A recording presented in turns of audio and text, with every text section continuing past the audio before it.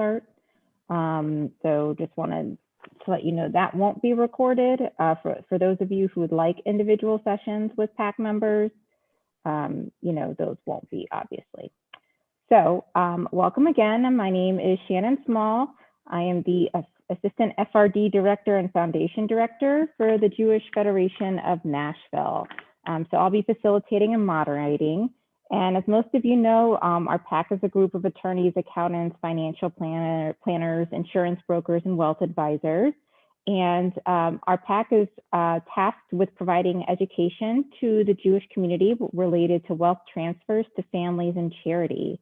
So along with our 11 partner organizations, you know that we've asked our community to leave legacy gifts, and that will have a long-lasting impact in the Nashville Jewish community.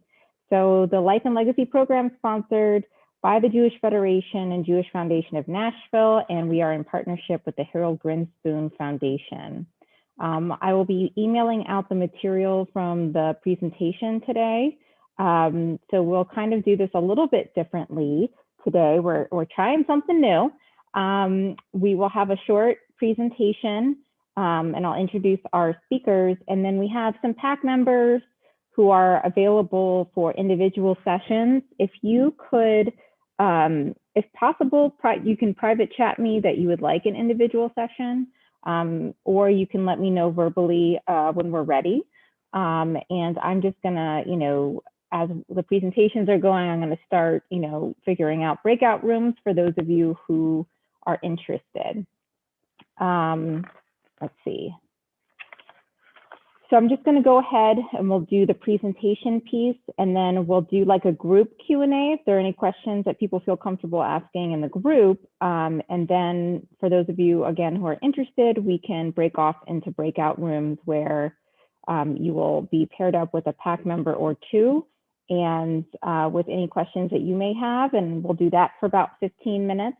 And when everyone's ready, we will end. So anyways, I'll take care of those logistics as they arrive. I just wanted to let everyone know how we're doing it today. So our presenters, Mindy Hurt is a wealth advisor and Senior Vice President of Argent Trust. As a wealth advisor, she serves select high net worth families with trust, investment, foundation, estate, and family office services. Her main focus is multi-generational family governance and dynamics. Now, I talked to David Heller today, but Ralph, are you going today? Is it your day? Okay, great. So that's what I thought. I talked to David today and I got it mixed up. So I just wanted to make sure who was going. So Ralph is a senior attorney in the healthcare practice at Dickinson Wright. He assists and advises entrepreneurs and owners of closely held businesses in operationalizing their business plans, including estate planning, business succession, and tax planning issues. And his areas of practice include corporate governance, emerging businesses, estate planning and administration, healthcare fraud and abuse, healthcare providers and suppliers, mergers and acquisitions, taxation, and tax controversy. So what I'm going to do is I'm going to share my screen. We've actually worked together to come up with a brand new document with not new information. But it's really an easier way of looking at formalization options. It's a different way of looking at it. And so Mindy, Ralph, David, we've all come together to form this. So I'm going to share, and then Mindy and Ralph, I'm going to turn it over to you guys. So let me get it up.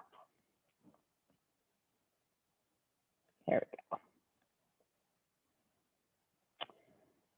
And then Mindy, are you going first?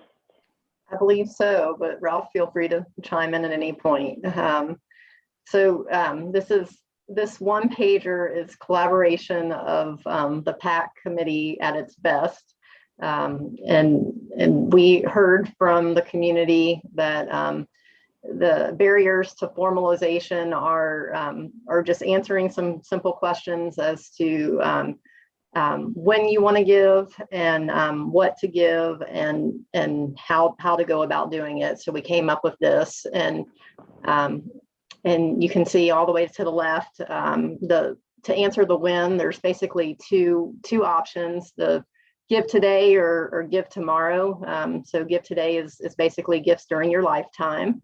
And so I'll cover that. And I think Ralph is going to cover the after lifetime gifts and then chime in anytime in the middle as well. But so the assets, the what to give really don't change during your lifetime or after lifetime.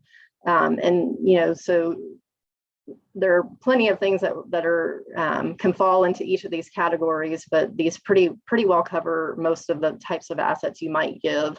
And those are cash, securities like stocks and bonds, things that you would have in an investment firm. And then there's real estate, so that can, real estate and real estate partnerships, and then tangible assets and life insurance policies that, kind of is a whole different area in terms of beneficiary requests. And then retirement distributions. So for your IRAs and your 401ks, but during your lifetime, strictly talking about IRAs, and there's 3 letters there called QCD, and that stands for Qualified Charitable Distributions. So for anyone over 70 and a half, you have the ability to give up to 100,000 of your IRA to charities, directly to charities, at any point in every year. You can do that. So if you have $1 million IRA that you've built during when you were working and now you're retired, and at either at age 70 and a half or now age 72, you have to start making distributions. They're required distributions from your retirement accounts. Instead of taking that money and having to pay the income tax on it, you can do direct gifts to charities, again, up to $100,000 per year. So you could fully distribute $1 million IRA in 10 years if you were so inclined. So anyway, those are the what's, and then the how. I'll go across and give a little detail on each of those. So back up at the top, for cash gifts, just writing a check to your favorite charity is obviously the easiest way to give. It's maybe not the most tax efficient way to give. There are no costs, obviously, to writing a check to a charity. And because we're talking about life and legacy gifts, obviously there's probably a lot of you that do give on an annual basis by writing a check to your favorite charity for your annual gifts. But for the life and legacy program, we're talking about gifts that are creating a legacy for after you're gone. And so for those type gifts, the assets that you're giving and the when are one thing, but if you want to kind of establish with the charity, I want to fund this endowment, or I want this named fund, that's really where Shannon and others can come in and work with you on what that looks like. So if you say you want a 5% distribution each year going to Federation and your synagogue, then there's a gift agreement that Shannon can work with you on to make that happen, essentially. So that's true for basically any of these assets. Creating a gift agreement is one way to ultimately accomplish your long-term legacy goals. Going forward, looking at securities, stocks and bonds, and I'll really focus on stocks, and low basis stocks are the best gifts to give to charity, just because you don't have to pay the capital gains tax when you give those directly to the charity. The charity doesn't have to pay it either, and so instead of the government getting maybe as much as 23.8% of an asset when you sell it, the charity gets 100% of that asset. So securities are great gifts to give, especially low basis ones. It's an in-kind transfer that we're talking about, meaning you wouldn't sell it first, you would transfer the actual stock into the charitable account. And I talk a lot in this forum about charitable entities. So what a charitable entity can mean many different things. It can mean, direct, the charity itself. So, again, your synagogue or, federation. It could also mean, a donor advised fund. So you can establish a donor advised fund at the Jewish Federation. Pretty low barrier to do that. It's a $5,000 minimum. Or then also, again, for these legacy gifts, a charitable entity might mean, the federation, but a named fund to create like a PACE account, like a perpetual endowment fund. So that's another option for kind of a subset of the federation to honor your legacy gifts. Again, to make those gifts, there's no cost to do a direct stock transfer. If you do create another charitable entity, would be like a family foundation or a charitable remainder trust or a charitable lead trust. Those do require legal documents, and so costs will vary for those types of options. Going down further, real estate, that gets a little bit more complicated. The charitable entity would probably need to bless it first. And so there's a process for that. And then there's some expenses to transfer deeds.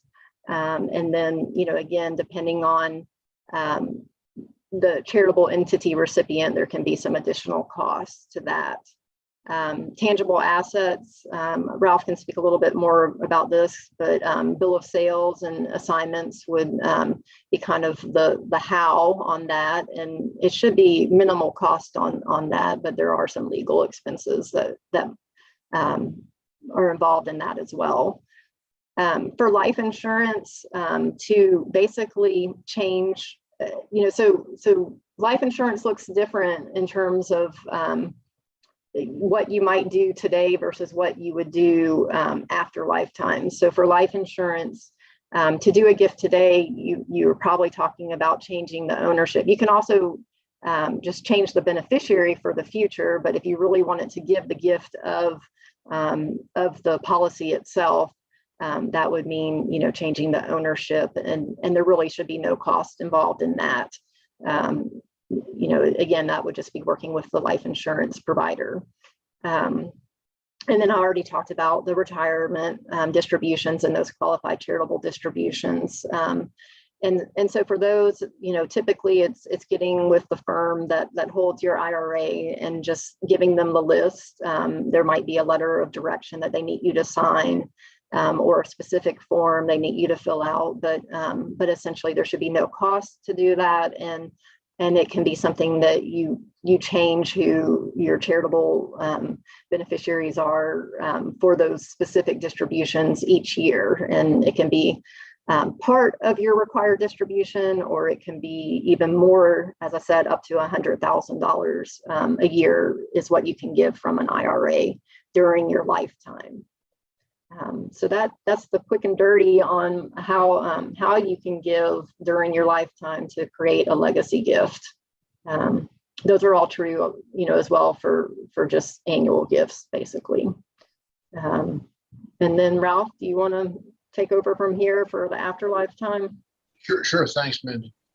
But to wrap up what Mindy said, with the exception of the cost to prepare a deed to convey real property, there should be limited barrier to your potential donors to make the transfers to the charities while you're living, because most of the forms can be provided by either the insurance company, for example, on life insurance, or the securities company, or just endorsing the back of a car title, just something as simple as that.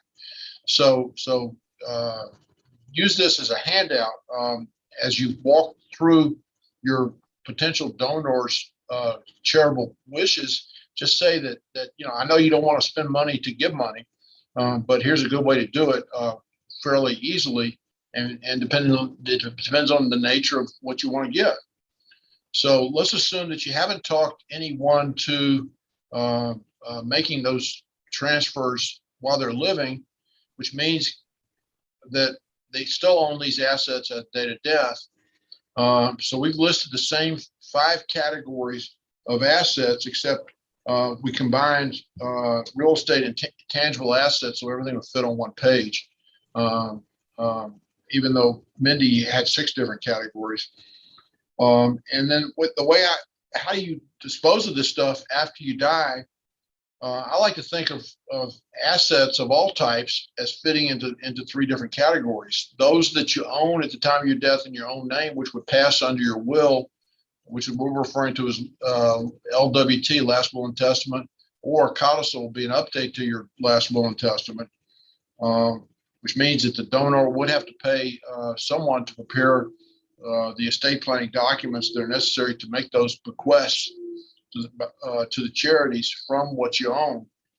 The second category would be stuff that passes, or assets that pass by operation of law, and that would be the POD or TOD, which would be transfer on death or pay on death. I don't typically see a pay on death or transfer on death accounts set up in names of charities. It's typically used husband to wife to avoid having to go through probate in regard to assets of that type. And then the third type would be assets that pass by contract or by designation beneficiary. That'd be life insurance proceeds and retirement account beneficiary designations. So a good example would be if, for example, the donor wanted to designate a portion of an IRA to go to charity, all they have to do is contact the plan sponsor and sign a change of beneficiary form to say that, for example, 90% of the IRA goes to my spouse and 10% goes to the Jewish Foundation. That's a good example. And it's a no-cost way to accomplish that on behalf of the donor. So those are I think we've covered all 5 categories where of how you give property to a charity or for the benefit of charity after your lifetime. And the only time that there will be an out-of-pocket cost to the donor would be if there has to be a revision or modification to a will or by codicil otherwise as part of the normal estate planning process. So so the cost to give it away should not impede the donor from making an after lifetime gift to the charity. Anything to add on that, Mindy? No, I think that that pretty well covers it. And yeah, that it's an interesting point you bring up about the payable and transfer on death accounts. And we have not done any here at Argent for charitable beneficiaries, but I'm going to have to check with our counsel on whether there's a reason we couldn't. I don't really see that there is a reason, but you're right. We personally have not seen that yet, but think it potentially is an option. Great. I have a few questions that have come up that I'll go ahead and ask in the group setting.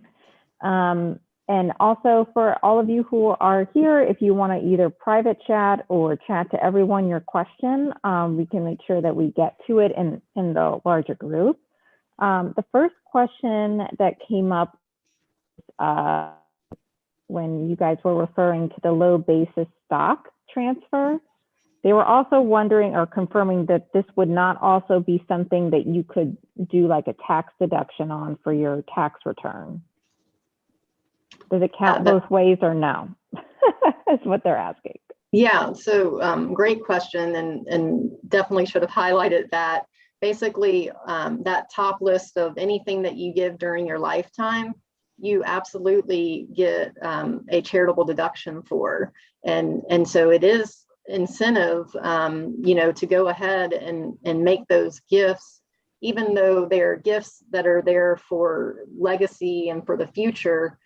You are actively taking assets outside that are in your estate, that are your assets that you have control over, and you are giving them to a charitable entity during your lifetime. And so you do get a charitable deduction for that. And so it is in some ways a benefit to do these planning techniques during your lifetime, so that you can offset some income taxes as well. Now, there are some go limitations on how much you can take an income tax deduction for based on your adjusted gross income. So more beyond the scope of this presentation. And keep in mind that except for a real small amount, unless you itemize your deductions, you can't take a charitable deduction at all for income tax purposes. For federal state tax purposes, you're also entitled to a charitable deduction, although the current exemption is $11,700,000. Go ahead. No, yeah. And I was going to say, I think you can deduct up to $500 this year. Just this year. Yeah. 300, and then if it's a couple, 600. 600. Okay. So this is also a stock question. So this person wants to know, like, if they've had a lot of gains in one particular year, and you know, their advisor says, well, we need to take some losses, like quote losses. I guess they're just wondering if you give charitably, does that help with any of the gains that are made, you know, at all? Does that one have to do with the other? Yeah. So if you realize gains from just selling stocks in your name, you know, taking deductions like giving to charity is a way to offset some of those gains. I mean, taking losses would be, you know, selling things that are at a loss, but you can offset gains or offset income by finding deductions like charitable giving. Ralph, anything to add to that? Well, just capital gains are taxed at a maximum of 23.9% under current tax law, and your ordinary income tax rates could be higher. So any charitable deductions get offset against ordinary income, not against capital gains. You'll still end up having to pay the capital gains, unless you give away so much that it lowers your capital gains rate down to 15 plus a 3.9, which that's again more complicated than what we need to do. All right. So this person's asking about their house. They're just wondering, in what situation would it be better to leave the house to charity in their estate rather than like a child that may or may not really need it? So that was a question that came up. I mean, Ralph, you might have more thoughts on this, but from my perspective, it's, you know, if you think there's a chance that the child might want the house, then I probably would look for other assets to be left. But, you know, it is a good option in terms of, you know, if you know that they're just going to sell it, and, you know, you could gift it or, you know, have that be a bequest in your will. And then, you know, that's a tangible, you know, asset that's going to the charity, and that your family's getting other assets. Ultimately, I would tend to leave it more open, you know, just let it be a dollar amount that comes out of your estate, and let your executor figure out, you know, who gets what and dividing it. I mean, dollar wise, you know, because your house may be more or less than what it is today by the time you pass away. Then so if you give a specific dollar amount to charity, that sometimes ends up being you know, better for everyone involved, you know, to really accomplish your goals.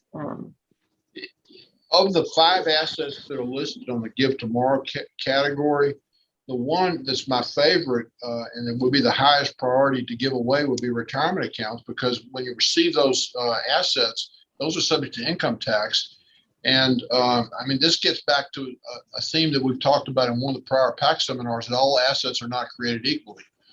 So of the assets on that list, I would rather give a charity. I think it's more tax advantageous to give a retirement account to a charity than a house, for example.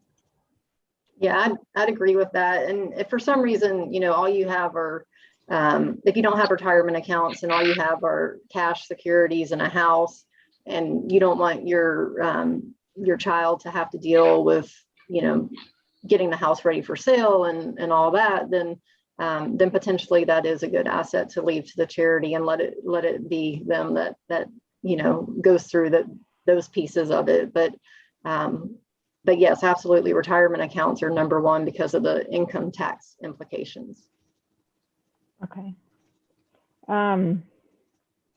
So this is just kind of a funny question, but like a serious question. I just thought it was phrased in kind of a funny way.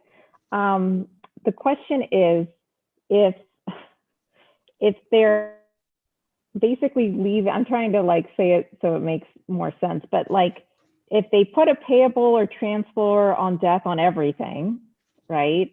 And they do everything that's in their power to say this is going here, this is going here. They're basically like, what's a will for? So why do they need it? That type of question. Or there would be no probate assets if everything passes by operational law or by contract. So, the old expression is where there's a will, there's a way. Here, there's a will, but you don't need the will because there is no way that anything operates on the will. That was on the fly, man. That was good. Yeah, but ultimately to have, a basic backup will, is helpful just in case you miss assets. If you forget to pay something or to retitle something so that it's either in trust or payable on death or in an IRA, it's good to have a will as well. And especially if you have young children, there's other benefits to having a will in terms of naming guardians, and that's very important. Agreed. So this is another will question. They said, they had basically redone their will a couple years ago. They're of retirement age and they've gotten into this life and legacy program. And they're just wondering, instead of redoing their will, they want to do a codicil, but they're like a little bit concerned that maybe the codicil, they just want to make sure that if they do leave something to charity and put it in a codicil, that it would be followed. I think they're just a little bit concerned about that. So if what you're suggesting is that someone may not act on what the codicil says, or may not offer the codicil to probate? Right, like that it wouldn't be legal or followed because it's a codicil and not part of the will itself. No, codicil has the same legal effect as a will because it's just an amendment of the will. It speaks as if the will were modified. If there was a concern that one of the family members would, what's the right way to say this, not offer the document for probate, then I would suggest let the documents be held by the attorney, whoever prepared the documents themselves, because in Tennessee, if you have a will and if someone has died and the will is not offered for probate, it's actually a misdemeanor if you don't offer, either deposit it with the court or offer it for probate. Yeah, Ralph, do you want to talk about your perspective as an attorney on doing a codicil on a will that you haven't written, like a different attorney doing the codicil? Typically, if I've done the original will, it's just easy with electronic. As long as we have the document saved in Word, we can update it very easily. It's a lot more efficient, i.e. cost effective, just to update the document and not generate a codicil. Sometimes it costs as much to prepare a codicil because everything has to be drafted by hand rather than starting from scratch. Is that the point you were trying to get to, Mindy? Well, that's a good point too, but I was talking more about like if somebody comes to you and a different attorney did the will, and now they're saying, can you just do this codicil for me real quickly, to honor leaving this one, thing to, this specific request to charity. How do you feel about doing a codicil on a will you didn't do? I'm fine. I'm fine with that. I don't mind stealing someone else's client, right, David? So this question is specifically more for David Heller, but anyone can answer. They're just referring to a presentation, David, that you had done previously. This person pays attention, that's all. They basically said, you said everyone needs a will, like kind of a just in case. but they had thought that David said that everyone should have a trust instead of a will. And so they were just asking for clarification, because we know you like trust better than wills, Right. Dave. Well, I mean, but you have to have both. So again, it depends on what your goals are. You know, we are big in talking about what we call family wealth preservation, making sure new husbands and wives can't get anything, making sure the kids don't lose it in a divorce. And so if you want to make sure things stay in the family, you kind of have to have a trust.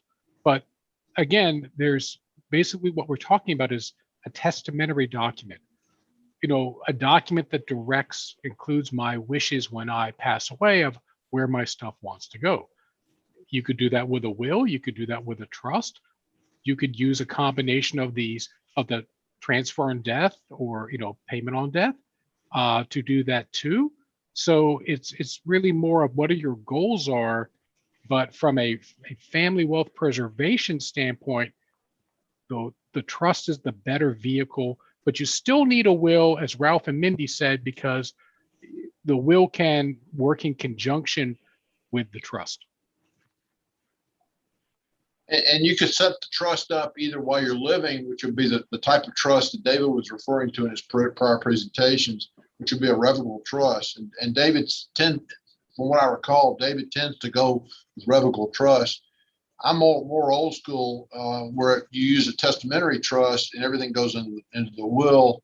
There are advantages and disadvantages, and David and I can go back and forth probably for 30, 40 minutes talking about that, because I've had the discussions with other attorneys in my offices, in fact, offices in other states, where they tend to go with revocable trust versus wills. But that's again, a discussion for a separate forum.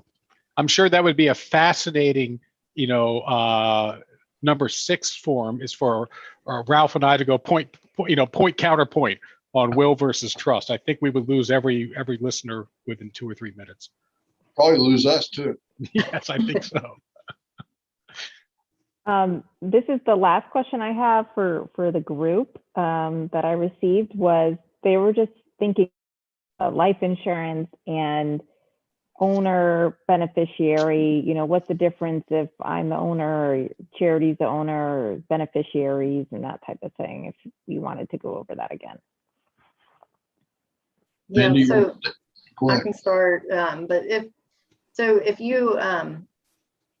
you gift an actual policy during your lifetime and let, you know, for instance, the Federation become the owner, then it's, you know, if there's a cash value that's paying the premium, then there's no additional expense, and there, you know, you get a deduction for that.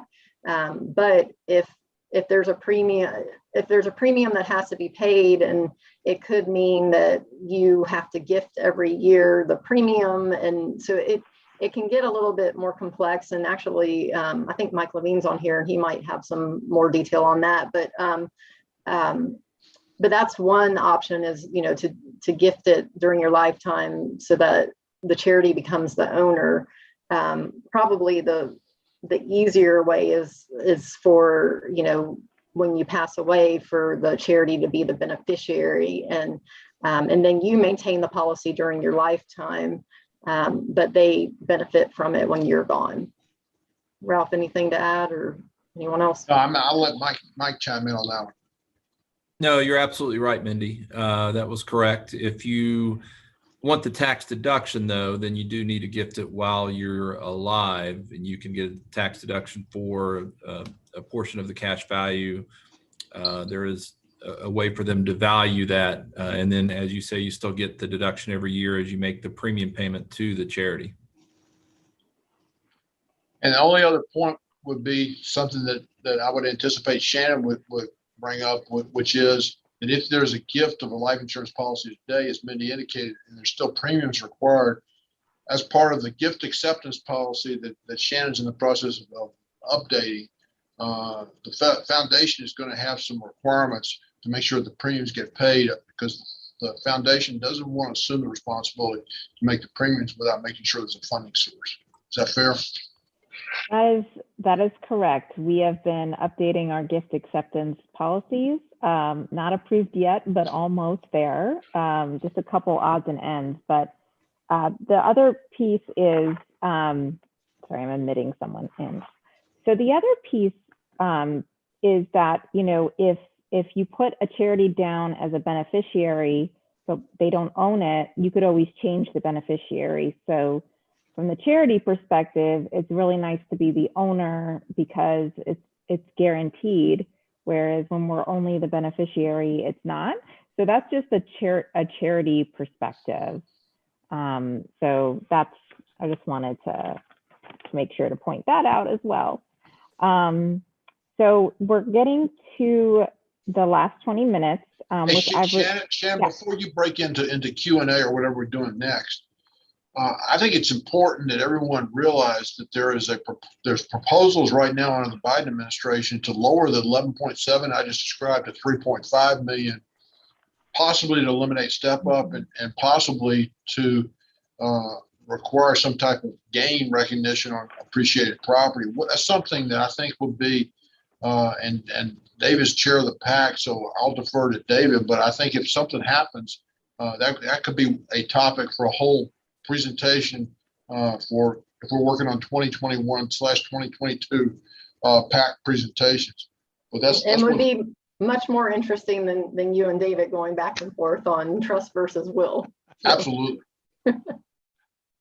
I seriously think like a game show. Yeah, like it's funny. Well, I always think of these Zoom calls as Hollywood Squares. And Howard and I are the only ones old enough to remember how Hollywood Squares are. That's not true. Oh, I remember Hollywood Squares. I've got one comment, Shan. I'm gonna state the obvious, but we see it more often than we would like. You have to take care of this yourself. You can't rely on someone else to do it for you. Do not rely on, well, if I become incapacitated, my power of attorney will change my will, or will go ahead and make that gift. Or after I'm dead, my executor, you know, we see it more often than we want to. Someone comes in and says, well, mom and dad promised that they would make this donation, but they didn't, you know, actually formalize it in the documents. It's really difficult to have that occur afterwards.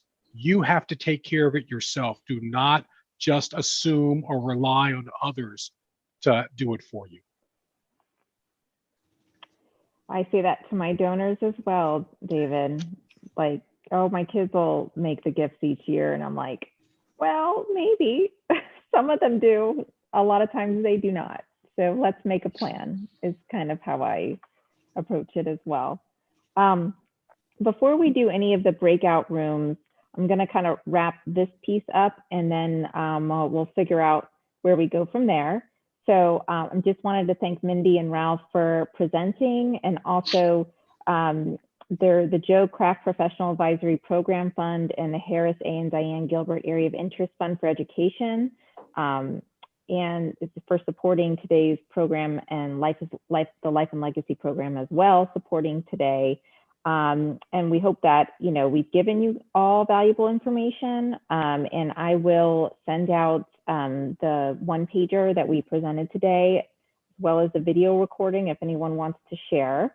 So I wanted to wrap that piece up, and also to let you know, as far as the breakout rooms, we have attorneys, financial planners, and then I see Brian Langdon and Michael Whitney, who are both involved in that long-term care side. Michael can also do the financial side.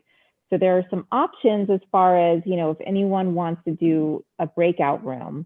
So I just needed to know either via the chat or if anyone is interested, and if no pressure, if not, that's okay. I just wanted to get a sense of that.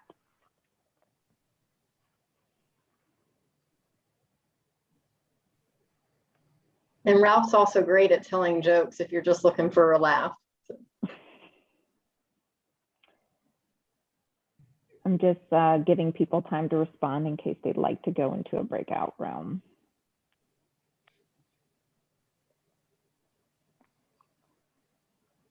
And if you are not interested in a breakout room, that's fine. You can go ahead and log off, and we thank you for coming. And if you are, please feel free to stay on. We'll kind of do it that way as well.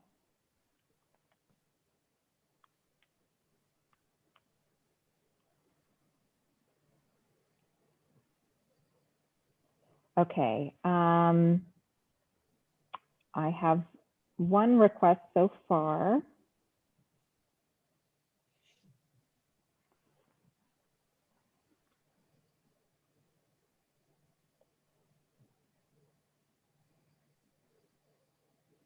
Okay.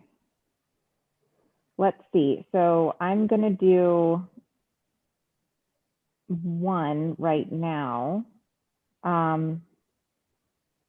So Dina, you've requested an attorney, so that's either Ralph or David. So I'm going to go ahead and set that up for you.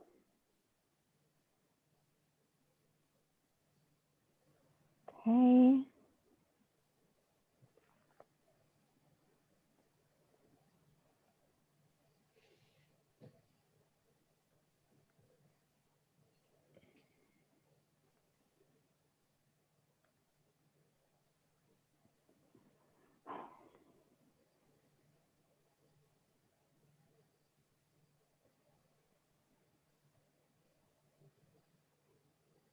Hold on. Just need to figure out. There we go. So that's opened up. So I'm just going to ask Bonnie, would you like to be assigned in a room?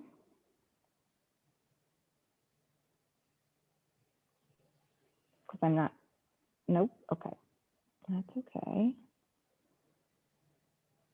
Stephen and Leslie, do you, okay, you've asked to be assigned, so I'm gonna put you in a room.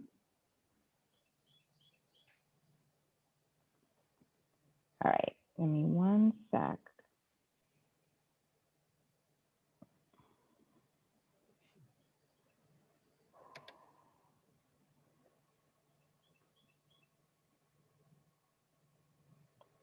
I just need to figure out.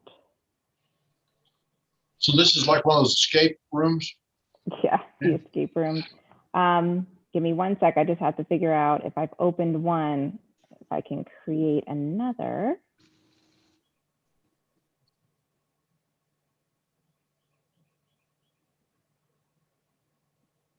Okay. Give me a sec.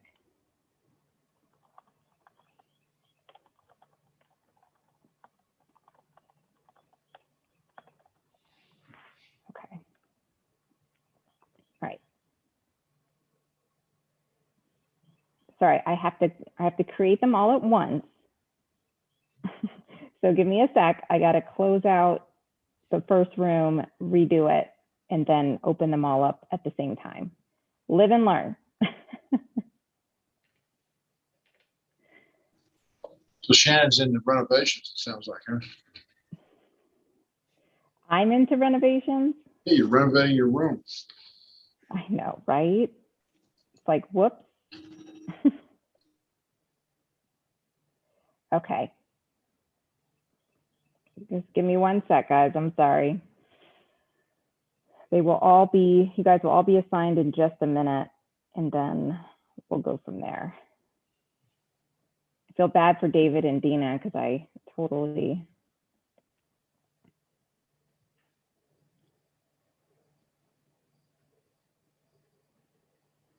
Sorry, guys. Let's see. Oh. Sorry. I'm going to open you back up. I just have to create, and I have to create all the rooms at once. So give me one sec. Okay. And then you will go back. This is my first time doing that, so.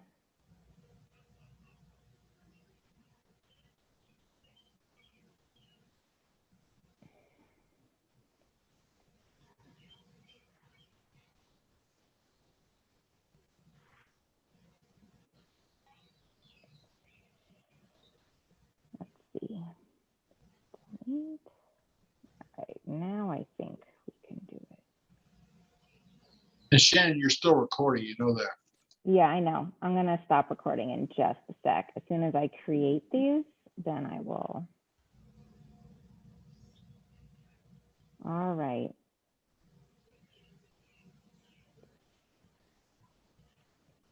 Great, and then,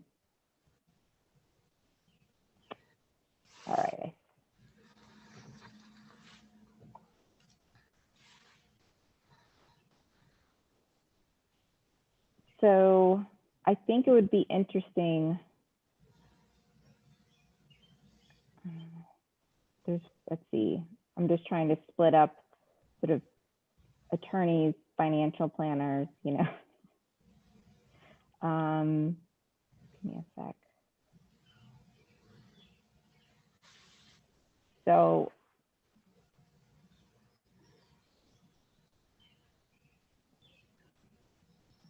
all right, let's do that. And then I'm going to create, let's see, Bonnie, you're still on. So I wasn't sure if you wanted to be assigned a room.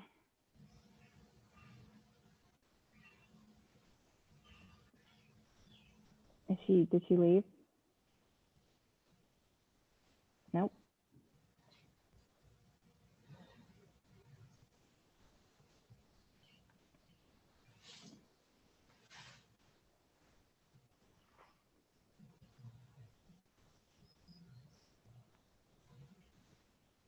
So Mike Levine, I'm going to put you with Bonnie, and I'm not sure if she wants to be in a room or if she just stepped away from the computer.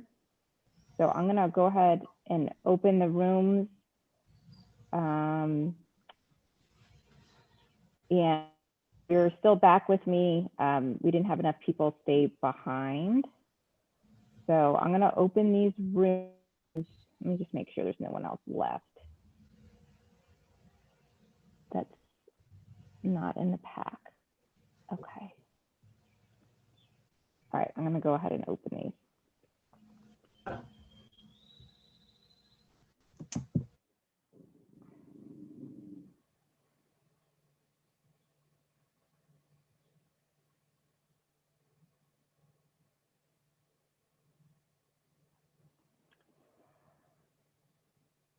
So it looks like Bonnie is not answering. Okay, I'm going to send. Sorry, guys. It looks like some of our participants got off. Always hard to know. I did the best I could, like matching up who I could. So if you guys would like to get off, it's fine. If you want to stay on, that's fine. But I think we're good for breakout. Thank you. Thank you. You've done good matching up those who want. They know where to get you if they need you. So you have a good day. Thanks a lot. Thanks. Bye-bye.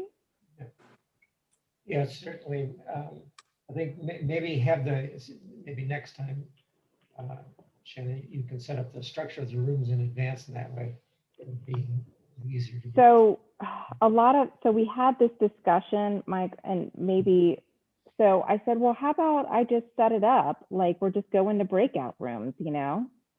And everyone was like, no, we just need to see who wants to meet. We don't want to force them into breakout rooms. Yeah. So I brought up that idea, but it was not received well. If you knew you had attorneys, financial planners, and long-term care, have the rooms in advance, and then if nobody selects it, then you can drop out. Yeah.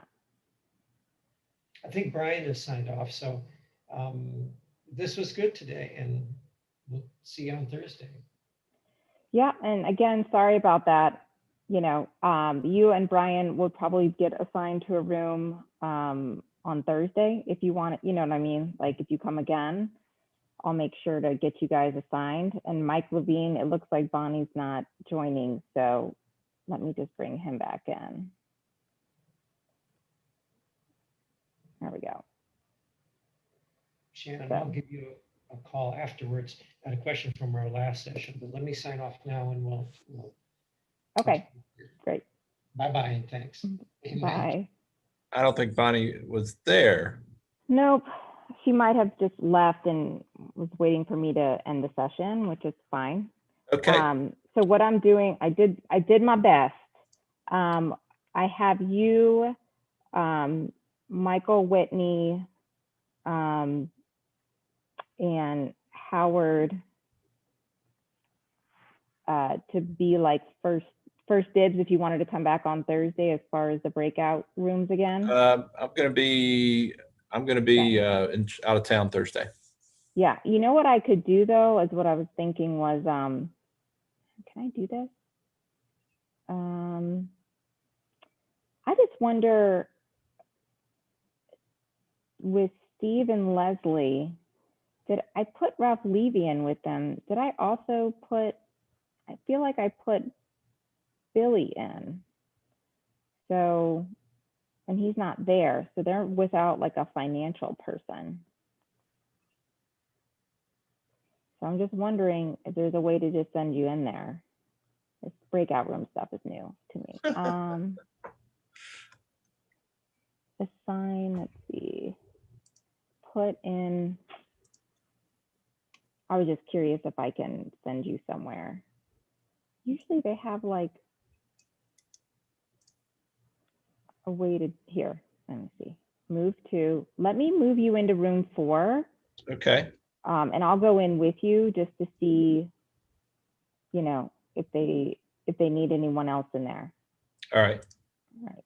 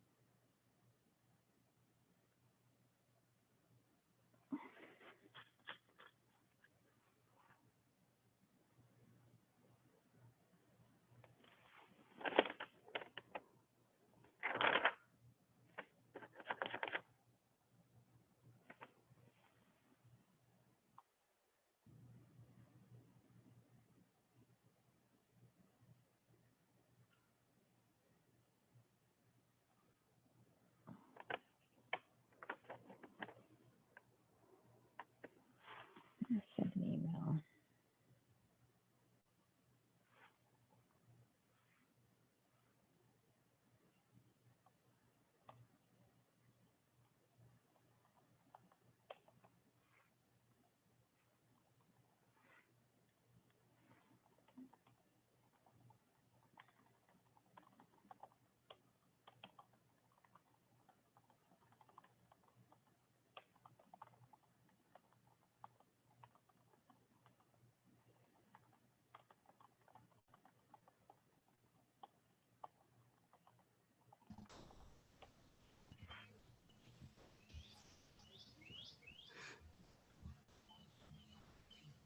This was great. Thank you so much. I appreciate it, Shannon.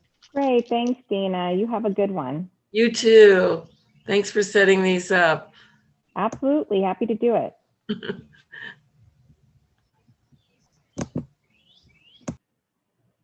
Am I done So, now? Or do you yes, need me for so something? you are done. How did that go? She personally Great. requested you or Ralph, so. Yeah, great.